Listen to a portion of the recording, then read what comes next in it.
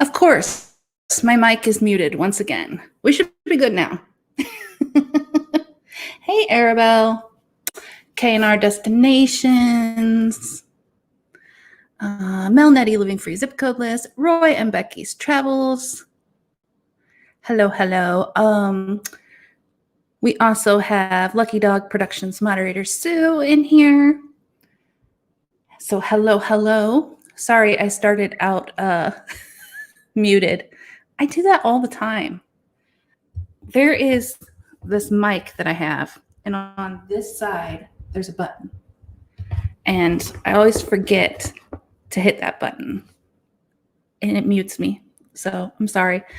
Nette is traveling today, so she's going to be in the chat, but not live with us. So I'm sorry. I know we all love Nette on here, but she's going to take a little break today. And I hope I'm saying your name right, Arabelle. If I'm not, please forgive me. Everybody that comes in knows I can't read. I don't know my English. But thank you so much for sharing it out. I really appreciate it. And today we're going to be talking about true crime case of Fred Farmer. Now, like always, Nette put this story together. So I do not know how this story goes, and I'll be finding out along with you all, and then we can discuss it in the chat. How was everybody's week? You said close enough. It's my nickname you're saying. Ah, gotcha. Well, welcome in. Hello, Thrifty Angela. K&R is talking to Nette, Queen Mother. All right, so let's get started on the story because I don't know how long it's going to take, and let's find out some more about Fred Farmer. Hello, Fordman, aka Kenneth Oakes. Thanks for coming in. All right, let's pause this. All righty. So Fred, who was described by those who knew him as a creature of habit, left his dog at home, which was unusual. Wait a minute. That went way forward. All right, we're going to start at the beginning of the story. How about that? This is Fred Farmer. Let's start with the first slide.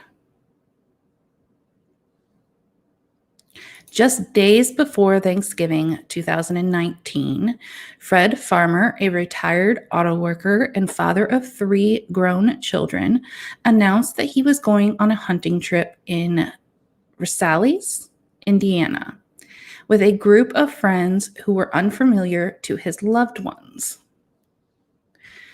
Arabelle says, you should read some cases in Beaufort, South Carolina. We have a lot of spook legends and crimes. We will look into that for sure. We'll look that up and we'll see what we can find. All right. Fred was described by those who knew him as a creature of habit. He left his dog at home, which was unusual. Hey, Nursing Our Travel Bug, thank you so much for the raid. I appreciate it. This is Fred Farmer's home. Sorry if that was loud, everybody. I forgot to mute my phone. All right. Happy Place Camping, thanks for coming in. I'm sorry, I'm messing this all up. Hold on. There's his house. Okay. Hello, Hitch Up in Tow. I am scatterbrained today, guys. I am so sorry.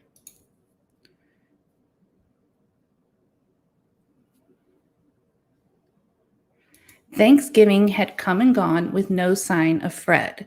Then one morning, his daughter, Christina Farmer, got a text message from her father's phone saying, "Hey, I'm stuck in the woods. I'll be home in a week."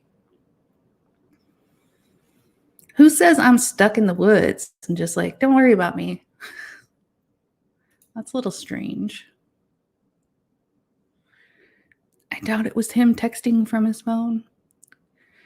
Fred with his daughters. Speaking during a visual, I got as close as I can. Speaking during a visual, I did as best I can. A year ago, Christina said the message reassured the family that Fred was fine.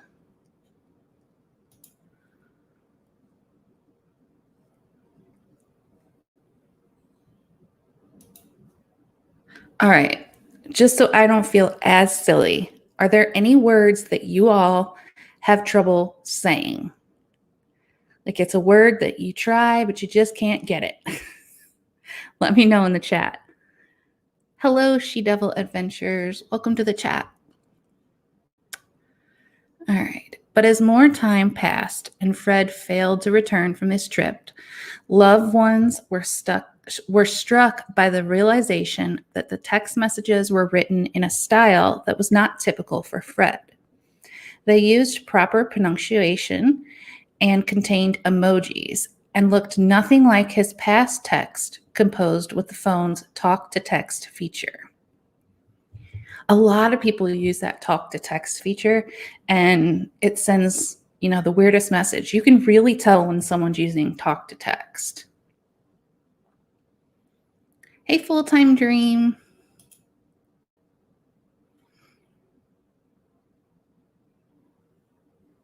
Help bring home Fred Farmer, missing since 11/2019. Yeah, I can't imagine if like my dad was missing and he sent me a message and was like, yeah, I'm stuck in the woods. I'll be home in a week. I'd be like, if you're stuck in the woods, I need to come get you. It just doesn't make much sense.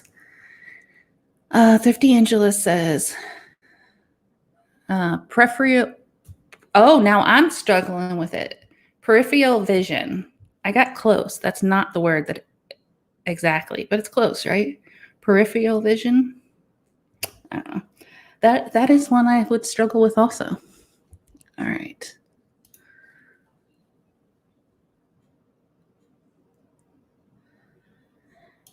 Fred was reported missing on December 27th, 2019, more than a month after his last sighting at his home on Wandering Way, which he shared with his adult son, Jeremy. In February 2020, family and friends held a candlelight vigil at an American Legion Hall, where Fred used to enjoy dollar beers. Thrifty Angela, that's the way I feel all the time with some of these words. It's like my head knows the way that's supposed to come out, but my mouth won't do it.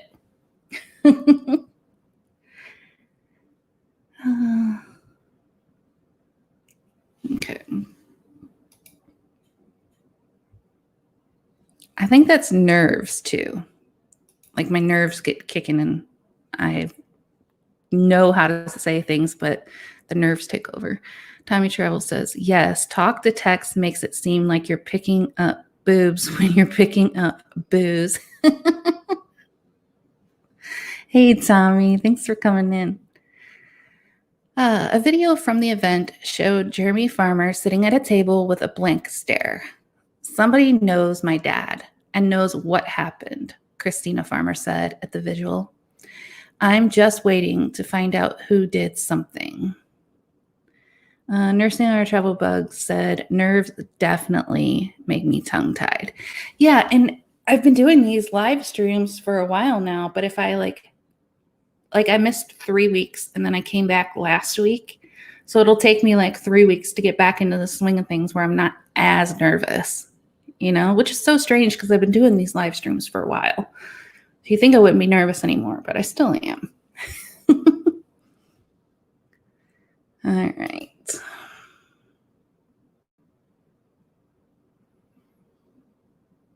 And nursing a travel book, I hope that the vertigo goes away. I know that's terrible. My son had that. It was terrible for him. So I hope it goes away for you soon.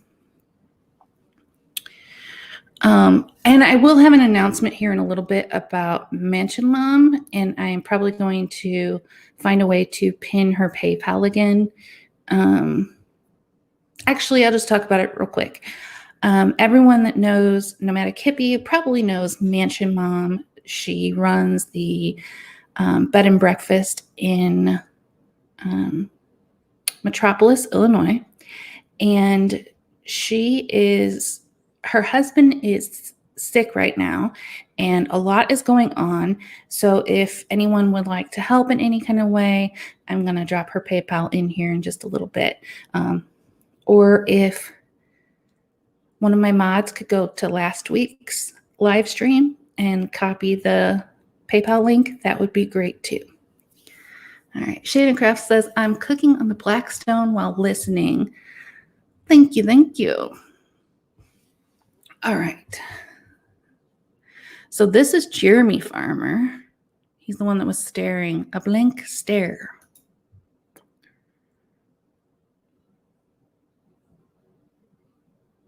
A year-long investigation by the Indianapolis Metro Police has uncovered information allegedly linking Jeremy to his father's disappearance.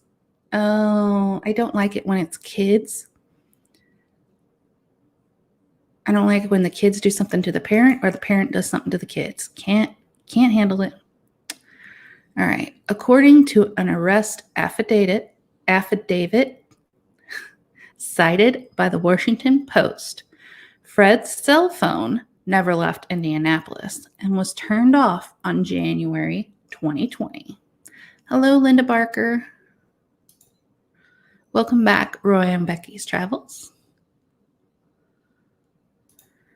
Security footage obtained from a Lowe's hardware store captured Jeremy buying a 96-gallon trash receptacle on wheels. Germicidal bleach. Germicidal? Is that really the word? I don't know. Thank you, Nursing Our Travel Bug. I really appreciate that. Anything would help if anybody can do anything to help with that PayPal link. I know parking at the hospital is $20. She's having to come to St. Louis and stay out here, so getting food and things like that. Plus, the business is shut down while all this is going on. So just something to think about, and the link is there. Thanks to Nursing Our Travel Bug. I really appreciate that. All right. So back to this germicidal bleach. Nursing on Travel Bug said, yep, you pronounced that word correctly. Okay, that is weird. That is a weird name for it. Perfect for murder, though, right? All right, so Febreze, latex gloves, wipes, a flashlight, Tide Pods, and extra heavy-duty plastic coverings, and paying for those items with his father's debit card.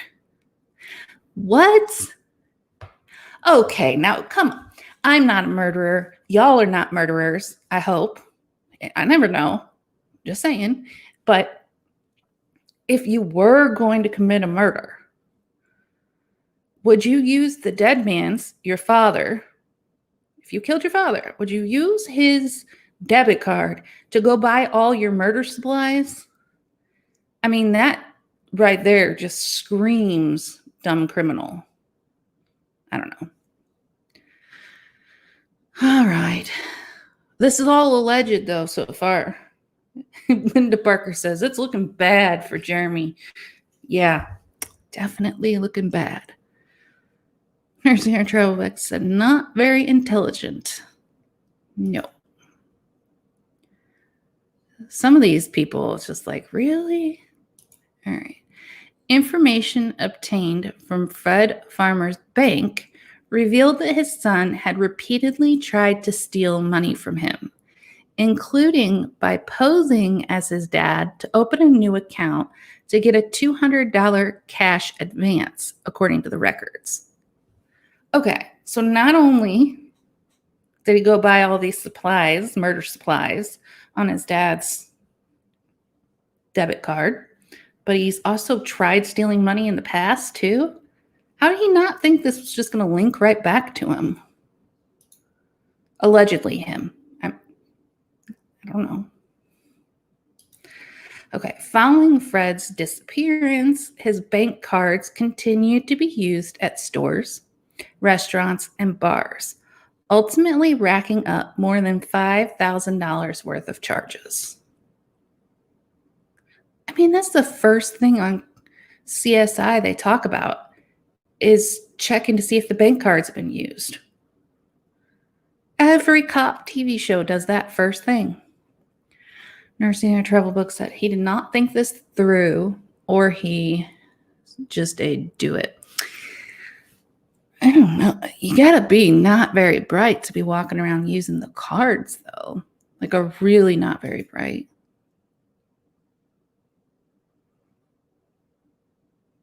Or he didn't care if he got caught, maybe? I don't know. According to the police, the contact information on Fred Farmer's bank accounts has been changed to Jeremy's cell phone number and email address. What? He even went in and changed the... Okay.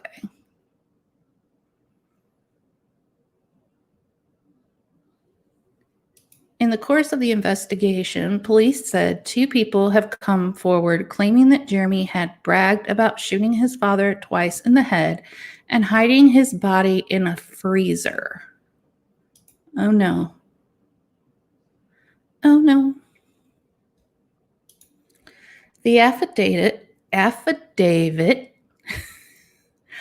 alleges that the father and son had a troubled relationship and often fought about money. Jeremy also purportedly nursed a grudge against Fred for the way he was treated as a boy. Why are you still living with him as a grown man if you don't like him? The father wished to repair his relationship with his son and even planned to start a business with him, but was concerned because Jeremy had allegedly stolen from him before. A friend told police Fred was prepared to file charges if his son were to steal from him again. Did Dad discover he was stealing from him? Starting to sound like it. During an interview with the police, Jeremy said he had last seen his father in early November 2019. He reportedly refused to ask questions about stealing money from his dad's accounts and checked himself into a hospital for an unspecified condition. I think that's supposed to say he reportedly refused to answer questions, maybe. He was making dad sickles. Oh, that's bad. Funny, bad, funny. Police interviewed Jeremy a second time on Monday. When asked about the security footage from Lowe's, the 35-year-old asked for an attorney. Well, I'm sure he was asking for an attorney. He's like, dang, they got me on camera. Fred's daughters helped investigators compile the evidence that pointed to their brother. Jeremy, 35, is the oldest of 3 adult siblings. Tricia is the middle child, and Christina the youngest.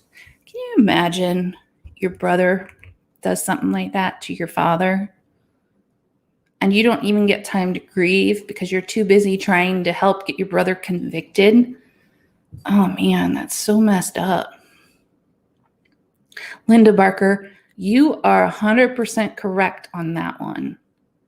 The first smart thing he did was ask for an attorney. Exactly. Let me go over here. I'm going to pin this at the top quick. Here we go. Okay.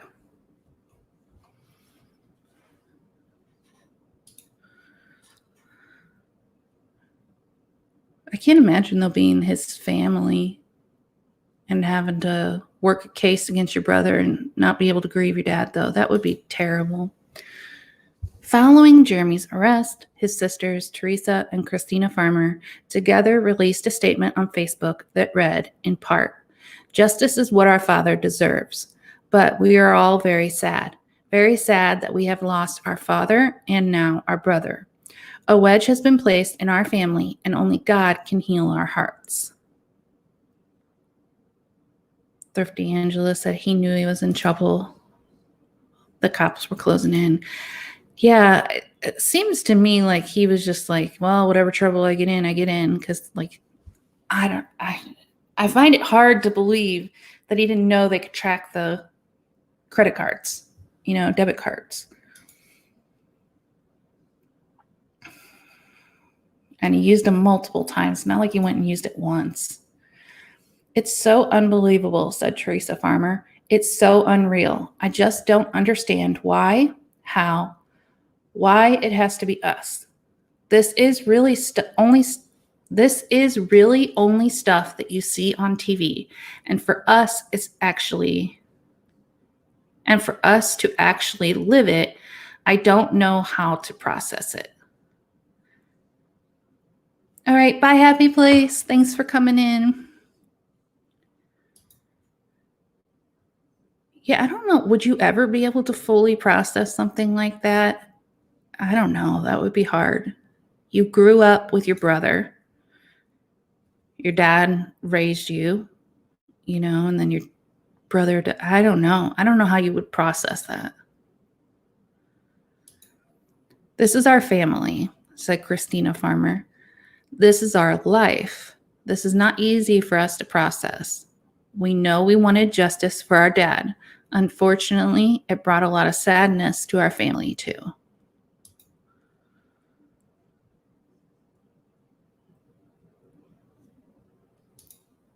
I'm thankful that we have Jeremy behind bars, but my heart hurts for my mother. My heart hurts for my grandma because it really ripped our family apart. The victim's daughter, Teresa Farmer, told reporters.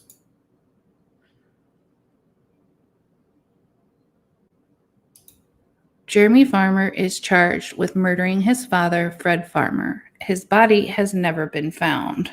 Well, he's in a freezer somewhere, apparently. Sorry. I don't know. Seems like that would be. Maybe he just put him there until he buried him. That's sad. That tears apart a whole family. I don't know. I don't understand how this brother thought he was going to get away with this stuff. Tommy Travels says, yeah, but murderers on TV aren't that stupid. Otherwise, the show would be over in 2 minutes. Very true.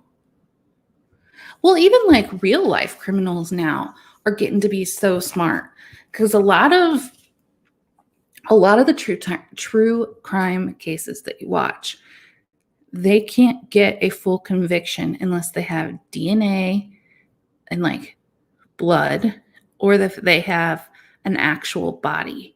A lot of prosecutors won't move forward unless they have an actual body. But like in this case, he bought all the murder supplies. He used the credit cards, stuff like that. So I think like that's the only way they move forward, is if they have that much evidence. But still, most of the true crime stuff I hear, it's hard to get a conviction without the actual body. Linda Barker says, I think he's in a 96-gallon trash can with the wheels. Yeah. I wonder if he there had to be somewhere close to his home, right? That he wheeled him and then buried him. I don't know. Now I'm getting into the gory too much. I don't mean to laugh, but I don't know. And how long did he have before everybody caught on? I don't remember it saying if he had like days, couple days. I think he had almost a month, because he disappeared in November of 2019. And it wasn't until December when they started suspecting him. So in that month, he could have had him in a freezer and gotten rid of him and all that. Taking his time with it, I guess, maybe is what I'm trying to say. Nursing Our Trouble Bug said, I think that opens it up to doubt if you don't have a body. The dad could have faked his own death and just left. Who knows? Yeah, exactly. That's what a lot of like the true crime stuff I watch lately is saying. Now, it used to be back in the day, if they just thought you were guilty, like all they had to do was think you were guilty and that's it. But now it's much harder to get an actual conviction. And I think that's because so many innocent people have been put in jail, so now they're trying to make sure they have very solid cases. Nettie says, sorry, getting set up, but listening. No problem, Nettie. I know you're travel day. She just arrived at their camp, so she's setting up. Linda Barker said, wheeled Fred into Fred's pickup truck and drove him out to the country. True. Hey, Hitch Up and Tow. Thanks for coming in. I appreciate it. You have a great rest of your day. Yeah, we got done a little bit early with this one. I knew it was going to be kind of a shorter one. But again, I want to talk about Mansion Mom. Also, if you are not following Mansion Mom, if nobody knows who she is, I know there's people in here that do, but if you don't know who Mansion Mom is, she owns the Riverview Bed and Breakfast in Metropolis, Illinois. And it is a haunted mansion. And she has her own channel now, too. So let me share that in the chat here. And you can even go and follow Mansion Mom. She has incredible recipes. Maybe leave her a comment on a video to help her smile through her tough time. That would be awesome. But yeah, she's got some incredible dessert recipes up on her channel right now that are pretty cool. So my phone's going off like crazy. Sorry. All right, so tonight we have K&R Destination. I think they come on at 7. So we have an I'm probably going to get off in the next 5 minutes or so. So we'll have about an hour and a half before K&R comes on. But they love to hear what made you smile. So make sure you head over to K&R Destinations and tell them what made you smile today. I saw a TikTok. Kyle is on TikTok. And I saw a TikTok of Kyle and Ryan dancing. And it was the cutest, sweetest thing. It made my heart smile. They look so happy and in love. It's great. Anybody else on TikTok that's in here right now? I just got on there not that long ago. So it's been interesting to kind of see the things that are on TikTok. Lucky Dog's production moderator says, let me get over here. A man, and I use that term loosely, from the next town over, was convicted of killing his wife and 2 kids, and the bodies were never found. He got life with no parole. Ooh, so they must have had some pretty solid evidence on him too.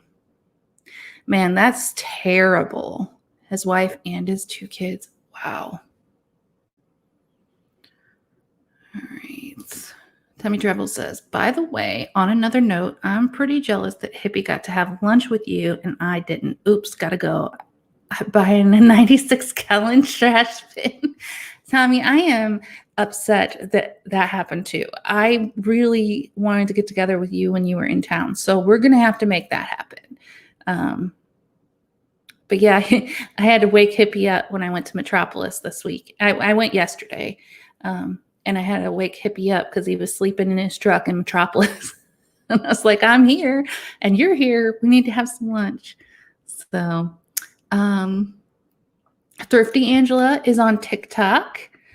All right. Drop your TikTok names in the chat here and we can all follow each other. And then Nursing Our Travel Bug is on TikTok also. It's like jumping down a rabbit hole. I know, right? There's so many different sides. It's like YouTube, but in short video format. And it's all kinds of different stuff. It's crazy. Roy and Becky's Travel says, no TikTok here. Let me see what mine is. And everybody type yours in the chat, because if anybody watches this back, they can go follow you too. Let me find my name on here. I think it's BeyondBeauty3. The number 37. Tommy Travels, you're on there too? Beyond Beauty spelled out with the number 37. Like that. Beyond Beauty 3 was taken. Who's going around with my name? I don't know. Just kidding. But it was taken, so I had to put 37. And no, I'm not 37. I wish I was, but I'm not. All right, so Thrifty Angela says hers is just Thrifty Angela. Okay. And anyone else that wants to type theirs in there, we'll make sure we go and follow these. With that said, I don't think I have anything else to chat about today. Anybody have any videos coming up that you're wanting to let us know about? All right, Thrifty Angela, following you. Tommy Travels 01. Let me type it in. Tommy Travels 01. All right, Tommy, I got you. All right. Thank you, Thrifty Angela. All right. Well, the next person up, I believe, is K&R Destination. So hour and a half, 7 p.m. Central Standard Time. They'll be on. So go check them out. And I am hoping to be back next Sunday. I might not be because I have to travel to Metropolis again. But if I get back in time, I will be live. If not, then it'll be the following Sunday. But I'll have a thumbnail up if I'm going to be live, so y'all know. But thank you so much, everyone, for coming in and hanging out with me. I really appreciate it. Like I always say, Sundays are my favorite day because I get to hang out with all of you. So I hope you all have a great, great week. Wishing you all much kindness and much love.